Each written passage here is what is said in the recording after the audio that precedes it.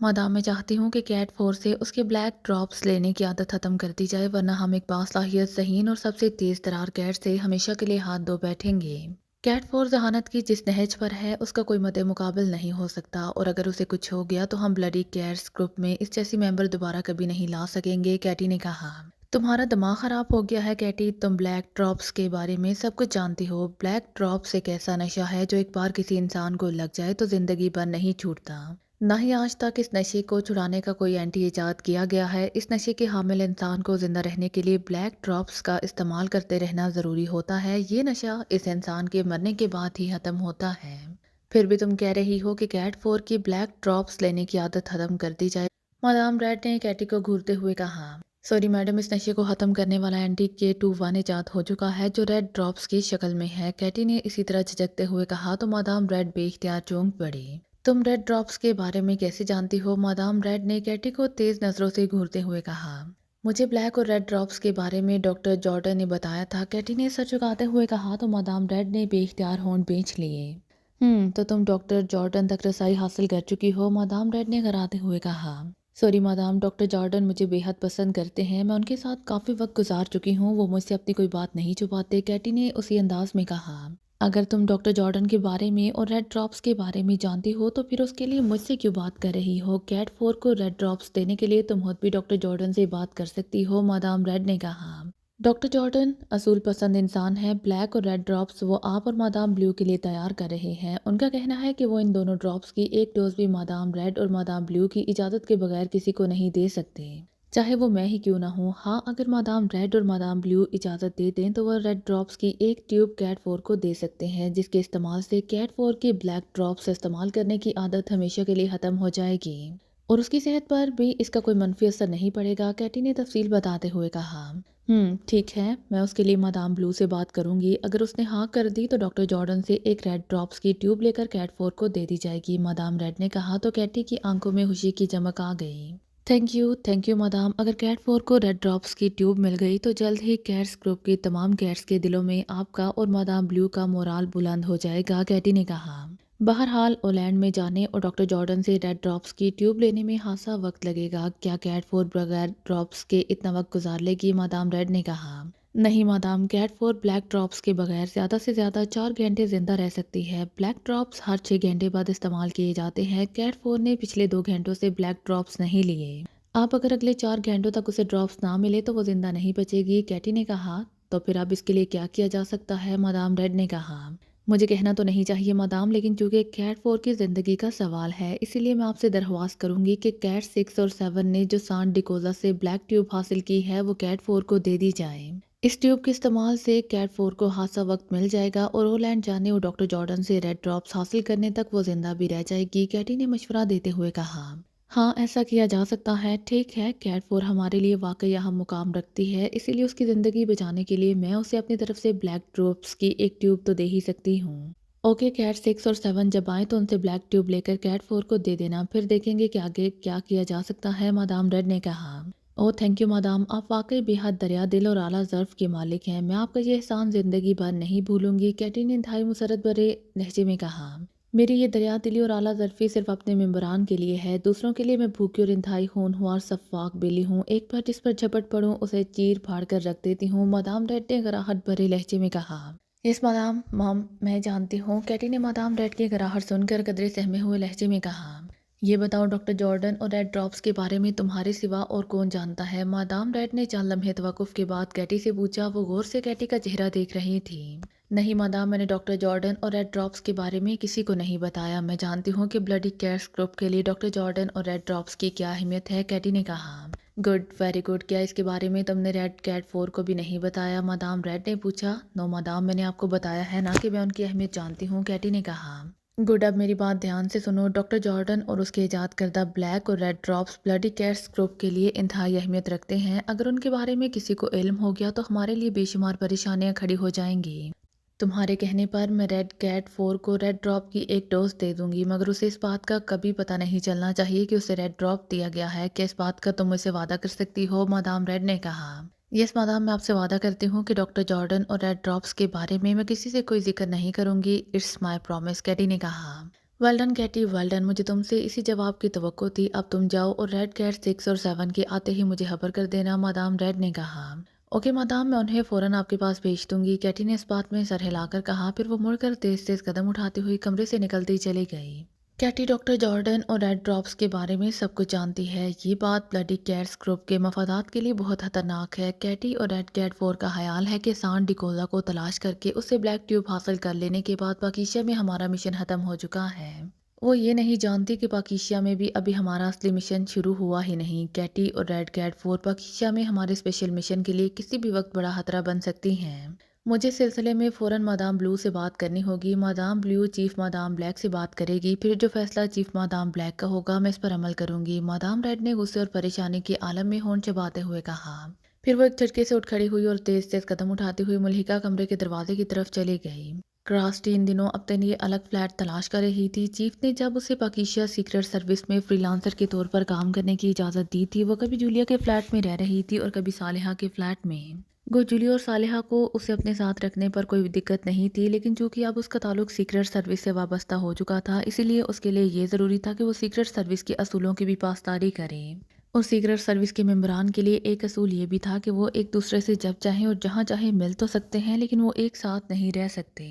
Julia और सालिहा के साथ रहने पर क्रास्टी ने चीफ पर कोई पाबंदी नहीं लगाई थी, लेकिन क्रास्टी अब हर तरह से पाकिस्तान सीक्रेट सर्विस के असूलों के तहत खुद को डालना चाहती थी। इसीलिए उसने जूलिया और सालिहा से कह दिया था कि वो अपने लिए एक अलग फ्लैट या रहाइश का तलाश करेगी। इस पर जूलिया और सालिहा को भला क्या एतराज़ हो सकता था। क्रास्टी अपने लिए लग्जरी फ्लैट तलाश कर रही थी जहाँ उसके आराम की तमाम तर सहूलतें मुयस्सर हों। उसने शहर के मुख्तलिफ प्रॉपर्टी डीलर्स को भी लग्जरी फ्लैट की तलाश पर लगा रखा था। प्रॉपर्टी डीलर्स ने क्रास्टी को कई फ्लैट्स और अलग कोठियां और बंगले दिखाए थे, लेकिन उनमें से अभी तक क्रास्टी को कोई फ्लैट, कोठी और बंगला पसंद नहीं आया था। इस वक्त वो एक कमर्शियल प्लाजा में मौजूद थी। इस प्लाजा में चंद लग्जरी फ्लैट्स थे जो उसे एक प्रॉपर्टी डीलर दिखाने के लिए लाया था, और इस प्रॉपर्टी डीलर का ख्याल था कि इस बार क्रास्टी को ये फ्लैट ज़रूर पसंद आ जाएगा। और फिर वाकई कमर्शियल प्लाजा के 10वें फ्लोर पर क्रास्टी को फ्लैट नंबर 338 बेहद पसंद आया था। ये फ्लैट ना सिर्फ खासा बड़ा था बल्कि हर किस्म की जदीद सहूलियात से आरास्ता भी था।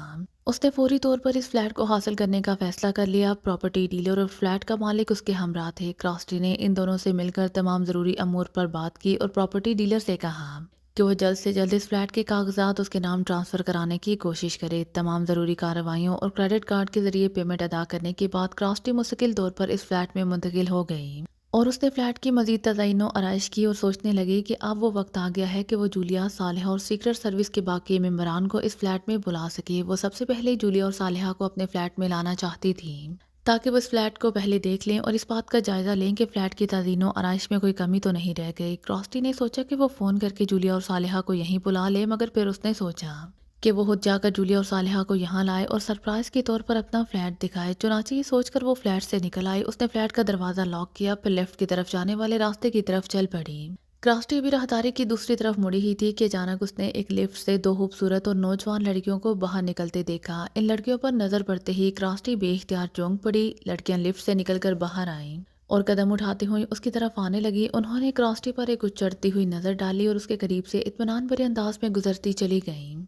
ओ, ये दोनों यहाँ क्या कर रही हैं? क्रास्टी के मुंह से बेइख्तियार निकला। वो इन दोनों लड़कियों को एक लम्हे में पहचान गई थी। इन दोनों लड़कियों का ताल्लुक यूरोप के एक मुल्क ओलैंड से था। ओलैंड एक तरक्की पजीर और खुद मुख्तार मुल्क था। इस मुल्क का एक शहरी कॉस्टन जराइम का बहुत बड़ा गढ़ बन चुका था। दुनिया के नामी गरामी जराइम पेशा अफराद वहाँ धड़ल्ले से जराइम करते थे, जिसकी वजह से इस शहर को आमतौर पर क्राइम सिटी कहा जाता था। क्राइम सिटी में आम जराइम पेशा अफराद के साथ साथ बड़े स्मगलर्स और सिंडिकेट्स भी सरगर्म रहते थे। इन तमाम अफराद का इसराइल और अक्रीमी तंजीमों से गठजोड़ था। वो वहाँ खूब पनप रहे थे, इसीलिए ओलैंड का कानून भी इन अफराद पर हाथ डालने से गुरेजा रहता था। क्रास्टी भी चूँकि क्राइम की दुनिया में अपना बेपनाह साख रखती थी, इसलिए वो कई बार कॉस्टन जा चुकी थी। इसीलिए उसे इन सिंडिकेट्स और इनके तमाम ग्रुप की बखूबी पहचान हो चुकी थी। वैसे भी कॉस्टन में तमाम जराइम पेशा अफराद खुलेआम दंदनाते फिरते थे, इसलिए कॉस्टन में जाने वालों के लिए इन जराइम पेशा अफराद की पहचान मुश्किल नहीं होती थी। کراسٹی نے جن دو لڑکیوں کو لفٹ سے نکلتے دیکھا تھا ان کا تعلق کاسٹن کی بدنام زمانہ کیٹ سینڈیکیٹ سے تھا۔ یہ سینڈیکیٹ پوری دنیا میں وسیع پیمانے پر منشیات اور نشہ آور ڈرگز کا بیوپار کرتا تھا۔ کہا جاتا تھا کہ پوری دنیا میں 10 سے 15% نشہ کرنے والے افراد اسی سینڈیکیٹ کی فراہم کردہ منشیات کے عادی تھے۔ یہ سینڈیکیٹ نئی سے نئی نشہ آور ڈرگز متعارف کراتا تھا جس کا کوئی دوسرا نیم البدل نہیں ہوتا تھا۔ یہی وجہ تھی کہ کیٹ سینڈیکیٹ کا اسپیشل ڈرگ سسٹم روز بروز وسعت اختیار کرتا جا رہا تھا اور ان کے ڈرگز تیزی سے پوری دنیا کی نوجوان نسل کو اپنے لپیٹ میں لے رہے تھے۔ کیٹ سینڈیکیٹ اپنے ڈرگز کی سپلائی زیادہ تر ایکریمیا، گریٹ لینڈ اور یورپی ممالک میں کرتے تھے، جبکہ ایشیا میں ان کا کنٹرول محدود بلکہ نہ ہونے کے برابر تھا۔ لیکن اب جب کراسٹی نے کیٹ گروپ کی دو لڑکیوں کو دیکھا تو اس کے ذہن میں حلفشار سا ہونے لگا۔ ان دونوں کی یہاں موجودگی خطرے کی علامت تھی، اسی لیے کراسٹی نے ان پر نظر رکھنے کا فیصلہ کر لیا۔ وہ چند لمحے انتظار کرتی رہی، پھر وہ ایک دیوار کی آڑ میں ہو گئی اور کیٹس کو دیکھنے لگی کہ وہ کہاں جا رہی ہیں۔ پھر اس نے کیٹس کو اپنے فلیٹ کے سامنے والے فلیٹ کے دروازے پر جھکتے دیکھا، جیسے وہ کی ہول سے اس فلیٹ میں جھانک رہی ہوں۔ پھر ایک کیٹ نے ادھر ادھر دیکھ کر جیب سے ایک چھوٹی سی پسٹل جس کا منہ آگے سے بے حد باریک تھا کی ہول پر رکھی، پھر اس کا بٹن پریس کر دیا اور چند لمحوں بعد اس نے ہول سے پسٹل ہٹا کر جیب میں رکھ لیا۔ اس کے بعد ان دونوں نے مزید توقف کیا۔ پھر دوسری کیٹ نے جیب سے ایک مڑا تھوڑا تار نکالا اور اسے کی ہول میں لگا کر گھمانے لگی۔ چند ہی لمحوں میں جیسے لاک کھل گیا، دوسری کیٹ نے ہینڈل گھمایا تو دروازہ کھل گیا۔ دونوں کیٹس تیزی سے اندر چلے گئیں اور انہوں نے دروازہ بند کر دیا۔ ان دونوں کو فلیٹ میں جاتے دیکھ کر کراسٹی اپنی جگہ سے ہٹی اور تیز چلتی ہوئی اس فلیٹ کے دروازے کے پاس آ گئی جس میں وہ دونوں گئی تھی۔ کراسٹی نے ادھر ادھر دیکھا، راہداریوں میں کسی کو نہ پا کر وہ فوراً کی ہول پر جھک گئی، لیکن اندر کا ماحول اسے نظر نہیں آیا کیونکہ سامنے ایک چھوٹی سی راہداری تھی اور اس کے دائیں طرف ایک کمرے کا دروازہ تھا۔ یہ دیکھ کر کراسٹی فوراً سیدھی ہوئی، اس نے جیب سے ماسٹر کی نکالی اور اس نے ماسٹر کی سے لاک کھولا، پھر ہینڈل پکڑ کر اسے نہایت آہستگی سے گھما کر دروازہ کھول دیا۔ اس نے سر اندر ڈال کر اندر کا ماحول چیک کیا اور پھر دروازہ کھول کر اندر آ گئی، اور اندر آتے ہی اس نے اسی خاموشی سے دروازہ بند کر دیا جس طرح اس نے کھولا تھا۔ اس نے ماسٹر کی جیب میں رکھی اور اس کی جگہ جیب سے مشین پسٹل نکال لیا، اور پھر وہ دیوار کے ساتھ کمر لگا کر دھیرے دھیرے دروازے کی طرف بڑھنے لگی۔ دروازے کے قریب جا کر وہ رک گئی اور اندر کی سن گن لینے لگی۔ کیا کہتی ہو ریگی؟ بلیک ٹیوب تو ہمیں مل گئی ہے، اب ان دونوں کو ہلاک کر دیں یا یہیں زندہ چھوڑ کر چلی جائیں؟ دوسری طرف سے ایک لڑکی کی آواز سنائی دی۔ نہیں میری، اگر ہم نے ان دونوں کو زندہ چھوڑ دیا تو مادام ریڈ کو ہمیں جواب دینا مشکل ہو جائے گا، دوسری لڑکی کی آواز سنائی دی۔ ہاں یہ تو ہے، پھر ٹھیک ہے، تم اندر والے کو ہلاک کر دو، میں باہر والے کو ہلاک کر دیتی ہوں، پہلی لڑکی نے کہا۔ یہ سن کر کراسٹی کے اعصاب تن گئے، وہ نہ جانے کہ ان دونوں کی ہلاکت کی باتیں کر رہی تھیں۔ کراسٹی نے فوراً فیصلہ کیا اور اچانک اچھل کر کھلے ہوئے دروازے کے سامنے آ گئی۔ اس کے سامنے کچھ فاصلے پر وہی دو لڑکیاں کھڑی تھیں جنہیں کراسٹی کیٹس کے طور پر جانتی تھی۔ ان کے پیچھے صوفے پر ایک آدمی بے ہوش پڑا ہوا تھا۔ ایک لڑکی کی کمر چونکہ کراسٹی کی طرف تھی اور وہ اس آدمی کے سامنے کھڑی تھی، اسی لیے وہ اس آدمی کا چہرہ نہیں دیکھ پا رہی تھی۔ ان دونوں لڑکیوں کے ہاتھوں میں باریک خنجر تھے۔ ہینڈز اپ، کراسٹی نے ان دونوں کو دیکھ کر گراتے ہوئے کہا۔ اس کی آواز سن کر دونوں کیٹس پوری طرح سے اچھل پڑیں، پھر جیسے ہی اس کی نظریں کراسٹی اور اس کے ہاتھ میں موجود مشین پسٹل پر پڑیں وہ بے اختیار چونک پڑیں۔ کیا مطلب، کون ہو تم اور یہاں کیا کر رہی ہو؟ ایک لڑکی نے کراسٹی کو تیز نظروں سے گھورتے ہوئے پوچھا۔ کراسٹی نے اس کی آواز پہچان لی، یہ وہی لڑکی تھی جسے دوسری لڑکی نے ریگی کہہ کر پکارا تھا۔ میں تمہیں اپنے بارے میں بعد میں بتاؤں گی، پہلے تم یہ خنجر پھینکو، کراسٹی نے دہکمانہ لہجے میں کہا۔ دونوں کیٹس نے ایک دوسرے کی طرف دیکھا، پھر اسپات میں سر ہلا کر ان دونوں نے خنجر پھینک دیے۔ یہ دیکھ کر کراسٹی آگے بڑھی، اسی لمحے اس کی نظر صوفے پر پڑے آدمی پر پڑی تو اسے جیسے ایک زوردار جھٹکا سا لگا۔ اس کی آنکھیں ایک لمحے کے لیے پھیل گئیں، سامنے صوفے پر عمران پڑا تھا۔ عمران کو وہاں دیکھ کر کراسٹی کے ذہن میں بے شمار چونٹیاں سی رینگ گئیں۔ تو تم دونوں کا تعلق ریڈ کیٹ سے ہے؟ کراسٹی نے ان دونوں کے لباسوں پر سرخ بلیوں کو دیکھتے ہوئے ہونٹ بھیجتے ہوئے کہا۔ اس کے منہ سے ریڈ کیٹس کا نام سن کر وہ دونوں بری طرح سے چونک پڑیں۔ او تو تم ہمارے بارے میں جانتی ہو، ایک ریڈ کیٹ نے غراتے ہوئے کہا جس کا نام میری تھا، اور تمہارے انداز سے بھی یہ لگ رہا ہے کہ تم ہمیں پہچانتی بھی ہو، دوسری کیٹ ریگی نے کراسٹی کو تیز نظروں سے گھورتے ہوئے کہا۔ ہاں میں تمہارے سینڈیکیٹ کو بخوبی جانتی ہوں، تم دونوں کا تعلق کیٹ سینڈیکیٹ کے ریڈ گروپ سے ہے، کراسٹی نے کہا تو ان دونوں نے بے اختیار ہونٹ بھیج لیے۔ کون ہو تم اور ہمارے بارے میں یہ سب کچھ کیسے جانتی ہو؟ میری نے قدرے غصیلے لہجے میں کہا۔ میرے بارے میں جان کر کیا کرو گی؟ کراسٹی نے ہنس کر کہا۔ تو پھر یہاں کیوں آئی ہو؟ میری نے کہا۔ تم نے بھی تھوڑی دیر پہلے کسی بلیک ٹیوب کا ذکر کیا تھا، میں وہ بلیک ٹیوب دیکھنا چاہتی ہوں، کراسٹی نے کہا تو وہ دونوں ایک بار پھر چونک پڑیں۔ Black tube? کون سی بلیک ٹیوب؟ ہمیں کسی بلیک ٹیوب کا علم نہیں ہے، ریگی نے کہا۔ کراسٹی نے صاف محسوس کر لیا تھا کہ وہ دروغ گوئی سے کام لے رہی ہیں۔ بلیک ٹیوب کا نام سن کر جس طرح ان کے چہروں کے رنگ بدلے تھے، اس سے کراسٹی کو صاف پتہ چل گیا تھا کہ ان کے لیے بلیک ٹیوب ہی بے حد اہمیت کی حامل ہے، اور وہ یقیناً یہاں بلیک ٹیوب ہی حاصل کرنے کے لیے آئی تھیں۔ بلیک ٹیوب اور پھر عمران کو وہاں بے ہوش دیکھ کر کراسٹی بہت کچھ سوچنے پر مجبور ہو گئی تھی۔ میرے ہاتھ میں مشین پسٹل ہے ریگی، تم میرے بارے میں نہیں جانتی لیکن میں تمہیں بتا دینا چاہتی ہوں کہ میرا نشانہ بے داغ ہے۔ اگر میں نے ٹریگر دبا دیا تو تم دونوں کی خوبصورت جسم شہد کی مکھیوں کی چھتیں بن جائیں گے، کراسٹی نے گھرا کر کہا۔ لگتا ہے تم نے صرف ہمارا نام سنا ہے، تم ہماری کارکردگی سے واقف نہیں ہو۔ اگر تمہارا خیال ہے کہ ہم تم سے اور تمہارے مشین پسٹل سے ڈر گئی ہیں تو یہ تمہاری بھول ہے۔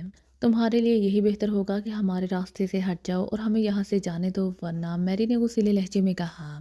بلیک ٹیوب مجھے دے دو تو میں تمہارا راستہ نہیں روکوں گی، کراسٹی نے اطمینان بھرے لہجے میں کہا۔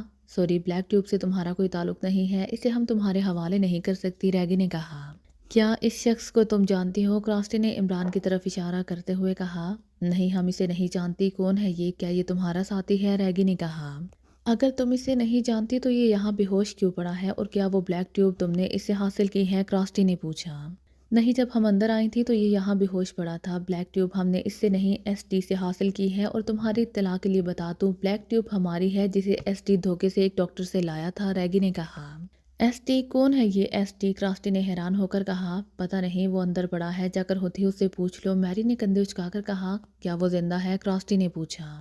فی الحال تو زندہ ہے، اگر تم یہاں نہ آ گئی ہوتی تو اب تک ہم اسے ہلاک کر چکی ہوتی، میری نے کہا۔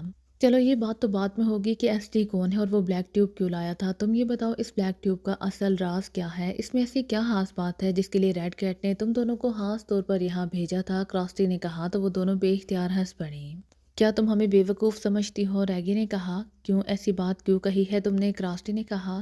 تمہارا کیا خیال ہے کہ ہم تمہیں بلیک ٹیوب کے بارے میں سب کچھ بتا دیں گی؟ میری نے طنزیہ لہجے میں کہا۔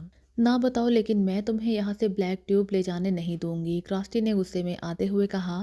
ریڈ کیٹس کو روکنا تم جیسی عام لڑکی کے بس کی بات نہیں ہے، ہمارے راستے سے ہٹ جاؤ، میری نے گھرا کر کہا۔ موت تم دونوں کے سر پر کھڑی ہے اور پھر بھی تم یہ بات کہہ رہی ہو، کراسٹی نے کہا۔ ریڈ کیٹس موت سے نہیں ڈرتی، اس کا اندازہ تمہیں ابھی ہو جائے گا، ہری اپ ریگی، میری نے گھراتے ہوئے پہلے کراسٹی سے اور پھر ریگی سے کہا۔ اس سے پہلے کہ کراسٹی کچھ سمجھتی، اچانک وہ دونوں بجلی کسی تیزی سے تڑپیں۔ ان دونوں نے بیک وقت کراسٹی پر چھلانگیں لگا دی تھی، ریگی اڑتی ہوئی کراسٹی کی طرف آئی تھی جبکہ میری اچھل کر زمین پر پشت کے بل گھسیٹتے ہوئی کراسٹی کی طرف بڑھی، پھر ریگی کی ٹانگ گھوم کر کراسٹی کے گن والے ہاتھ پر پڑی جبکہ میری کی ٹانگیں کراسٹی کی ٹانگوں سے ٹکرائیں۔ کراسٹی کے ہاتھ سے نہ صرف مشین پسٹل نکل کر دور جا گرا تھا بلکہ میری کی ٹانگیں کھا کر وہ ہوا میں اچھلی، اس سے پہلے کہ وہ زمین پر گرتی۔ ریگی نے ہوا میں ہی اپنا رخ موڑتے ہوئے اس کے پہلوں میں ایک زوردار کک لگائی تو کراسٹی کا جسم رول ہوتا ہوا زوردار دھماکے سے نیچے جا گرا۔ ریگی اور میری کلا بازیاں کھا کر تیزی سے اٹھتی ہوئی کھڑی ہوئی تھی، کراسٹی بھی جیسے ہی زمین سے ٹکرائی اس نے فوراً الٹی کلا بازی کھائی اور پاؤں کے بل کھڑی ہو کر تیزی سے ان کی طرف پلٹ آئی۔ گڈ، ہاسی تیز معلوم ہوتی ہو، ریگی نے کراسٹی کو اس طرح پیروں پر کھڑی ہوتے دیکھ کر تعریفانہ لہجے میں کہا۔ کراسٹی نے اس کی بات کا کوئی جواب نہ دیا، وہ یکلہت اچھلی۔ اس نے فضا میں اپنے جسم کو سیدھا کیا، پھر وہ پوری قوت سے ان دونوں سے جا کر ٹکرائی، پھر ان دونوں کو لیے ہوئے گرتی چلی گئی۔ فرش پر گرتے ہی کراسٹی نے 2-3 کروٹیں بدلی، پھر تیزی سے اٹھ کر کھڑی ہو گئی۔ اس سے پہلے کہ ریگی اور میری اٹھتیں، کراسٹی نے آگے بڑھ کر ریگی کے پہلو میں زوردار ٹانگ مارتے ہوئے اپنے جسم کو کسی پھرکے کی طرح گھمایا، پھر وہ اپنے دائیں ہاتھ کی کونی موڑ کر پوری قوت سے میری پر گری۔ اس کی کونی میری کی گردن پر پڑی تھی، ان دونوں کے منہ سے کربناک چیخیں نکلیں اور وہ دونوں بری طرح سے تڑپنے لگیں۔ کراسٹی نے پلٹ کر ریگی کو دونوں ہاتھوں سے پکڑتے ہوئے اپنے نچلے جسم کو تیزی سے اوپر اٹھایا اور پھر اس کے مڑے ہوئے دونوں گھٹنے جیسے ہی ریگی کے پیٹ میں پڑے تو ریگی اس بری طرح سے پھڑکنے لگی جیسے ذبح کی ہوئی مرغی پھڑکتی ہے۔ کراسٹی اٹھی ہی تھی کہ اسی لمحے میری زمین پر گھومی اور اس نے جسم کو اسی درجے کے زاویے پر موڑتے ہوئے کراسٹی کے کمر پر دونوں ٹانگیں اس انداز میں ماری کہ کراسٹی ریگی کے جسم پر سے اچھلی اور اڑتی ہوئی سامنے دیوار سے جا ٹکرائی۔ اس نے دونوں ہاتھ فوراً آگے کر دیے تھے ورنہ اس کے چہرے کا دیوار سے ٹکرا کر یقیناً بھرتا بن جاتا۔ دیوار پر ہاتھ پڑتے ہی کراسٹی نے الٹی کلا بازی کھائی اور زمین پر پیروں کے بل آ کھڑی ہوئی۔ اتنی دیر میں میری ماہر جمناسٹک کا مظاہرہ کر کے تیزی سے اٹھ کھڑی ہوئی تھی۔ گردن پر ضرب کھانے سے اس کا چہرہ بری طرح سے بگڑا ہوا تھا، لیکن اب اس کی آنکھوں سے کراسٹی کے لیے نفرت انگیز چنگاریاں نکل رہی تھیں۔ کراسٹی جیسے ہی نیچے آئی، میری نے ایک بار پھر اپنے جسم کو اچھالا اور اس نے کراسٹی کے سینے پر فلائنگ کک مارنے کی کوشش کی، مگر کراسٹی نے اپنے جسم کو ایک ٹانگ پر بجلی کسی تیزی سے گھمایا۔ میری جیسے ہی اس کے قریب سے گزرنے لگی، گھومتی ہوئی کراسٹی نے ایک بار پھر اپنا بازو موڑا اور پھر اس نے دائیں ہاتھ کی کونی پوری قوت سے میری کی کمر پر مار دی۔ میری کے حلق سے ایک دلہراش چیخ نکلی اور وہ ایک زوردار دھماکے سے کراسٹی کے قدموں میں آ گری۔ اس نے کراسٹی کی ٹانگیں پکڑ کر کھینچنے کی کوشش کی مگر کراسٹی فوراً اچھلی اور اس کے اوپر سے گزر کر اس کے دوسری طرف آ گئی۔ اس سے پہلے کہ میری اس کی طرف پلٹتی، کراسٹی نے جوتی کی ایڑی اس زور سے میری کے سر کے پچھلے حصے پر ماری کہ میری کے حلق سے ایک بار پھر دردناک چیخ نکلی اور وہ یک بار کی تڑپی اور پھر اس کے ہاتھ پیر ڈھیلے پڑتے چلے گئے۔ کراسٹی کے گھٹنوں کی خوفناک ضرب کھا کر ریگی پہلے ہی بے ہوش ہو چکی تھی۔ کراسٹی سے لڑنے چلی تھیں۔ کراسٹی نے نفرت بھرے لہجے میں کہا۔ اس نے جھک کر پہلے میری اور پھر ریگی کو چیک کیا۔ وہ دونوں بے ہوش ہو چکی تھی اور ان کے جلد ہوش میں آنے کا کوئی امکان نہیں تھا۔ کراسٹی نے پہلے میری اور پھر ریگی کی تلاشی لی تو اس کی جیب سے ایک سرخ رنگ کی چھوٹی سی ڈبیا نکل آئی۔ کراسٹی نے اس ڈبیا کو کھولا تو اس میں مخمل میں لپٹی ہوئی ایک چھوٹی سی سیاہ رنگ کی ٹیوب دکھائی دی جو سیلڈ تھی۔ کراسٹی نے ڈبیا سے اس ٹیوب کو نکالا۔ ٹیوب پر انگریزی حروف میں باقاعدہ بلیک ڈراپس لکھا ہوا تھا اور اس پر 100 cc درج تھا۔ کیا ہو سکتا ہے یہ؟ کراسٹی نے حیرت بھرے لہجے میں سوچا۔ اس نے ڈبیا کا محمل ہٹایا تو اس کے نچلے حصے میں اسے ایک اور ٹیوب دکھائی دی۔ اس ٹیوب کا سائز پہلی ٹیوب جتنا تھا، البتہ اس ٹیوب میں سیاہ محلول کی جگہ ہلکے سرخ رنگ کا محلول تھا جس کی مقدار 10 cc تھی اور ٹیوب پر ریڈ ڈراپس لکھا ہوا تھا۔ کراسٹی نے کچھ سوچ کر ریڈ ٹیوب کو اپنے لباس کی خفیہ جیب میں چھپا لیا، جبکہ سیاہ ٹیوب کو اس نے واپس ڈبیا میں رکھا اور ڈبیا بند کر دی۔ اسی لمحے اس کی گردن پر کوئی ٹھنڈی سی چیز آ لگی۔ بس جہاں ہو وہیں رک جاؤ ورنہ میں گولی چلا دوں گی۔ کراسٹی نے ریگی کی گراتی ہوئی آواز سنی۔ اس کی آواز سن کر کراسٹی ایک طویل سانس لے کر رہ گئی۔ اس نے میری کے ساتھ ساتھ اسے بھی چیک کیا تھا۔ وہ بھی بے ہوش تھی اور اس کے بھی میری کی طرح جلد ہوش میں آنے کے امکانات نظر نہیں آ رہے تھے، مگر شاید ریگی بے پناہ قوت ارادی کی مالک تھی۔ اسے نہ صرف ہوش آ گیا تھا بلکہ اس نے خود کو سنبھال کر کراسٹی کی گردن پر گن کی نال بھی رکھ دی تھی۔ کیا چاہتی ہو؟ کراسٹی نے کہا۔ پہلے یہ ڈبیا مجھے دو، ریگی نے حلق کے بل گھرا کر کہا۔ کراسٹی نے ایک لمحے کے لیے کچھ سوچا، پھر اس نے ڈبیا عقب کی طرف کر دی جس سے ریگی نے ایک لمحے میں اسے چھین لیا۔